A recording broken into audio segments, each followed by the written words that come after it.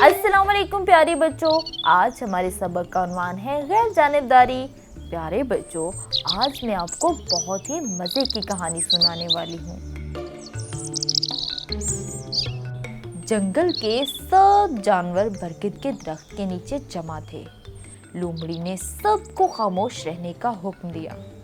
यहाँ जंगल के बादशाह शेर ने बंदर और हाथी के झगड़े का फैसला सुनाना था।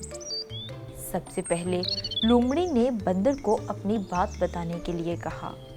अच्छा तो सब खामोश हो जाए। बंदर मियाँ, आप बताओ आपका क्या मसला है? बादशाह सलामत, आपकी हुकूमत में मुझ पर जुल्म हुआ है। जुल्म? कैसा जुल्म हुआ है? यह हाथी कई दिनों से मुझे तंग कर रहा है। जिस दरख्त पर मैं झूलता हूँ उस दरख्त की शाखें तोड़ देता है। मैंने अपने बच्चों के लिए फल जमा करके रखे थे, कल इसने सारे फल चोरी कर लिए। मुझे अब आपसे इंसाफ चाहिए। अब लोमड़ी ने हाथी को अपना किस्सा सुनाने को कहा। हाथी मियाँ, आप अपनी सफाई में क्या कहना चाहोगे? हाथी ने शेर की तरफ देखा और कहा, बादशाह सलामत, ये बंदर झूठ बोल रहा है। मैं कई दिनों से इसके इलाके की तरफ नहीं गया। मैं तो साथ वाले जंगल की सैर करने गया था। हाथी को यकीन था कि शेर इसका दोस्त है, लिहाजा वो इसके हक में फैसला जरूर सुनाएगा।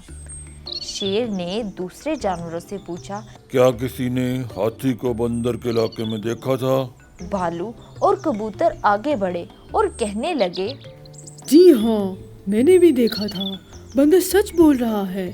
हमने हाथी को उसे तंग करते हुए देखा था। जी हाँ, बंदर सच बोल रहा है। हमने हाथी को उसे तंग करते हुए देखा था।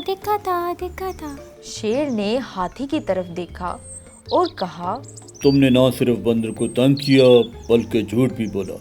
तुम्हारी सज़ा ये है कि 1 महीने तक बंदर की खिदमत करो और इसके लिए फल जमा करो। सब जानवर शेर के इंसाफ पर खुश हुए। बादशाह सलामत, आपका अच्छा फैसला था। मुझे आपसे इंसाफ की तवक्को थी बादशाह सलामत। हुर्रे, बहुत अच्छा फैसला किया है। हाथी अपने रवैये पर शर्मिंदा हुआ और अपनी गलती मान ली। बंदर मियाँ, मैं अपने रवैये पे शर्मिंदा हूँ। बादशाह सलामत, आपके हुक्म की तामीर होगी।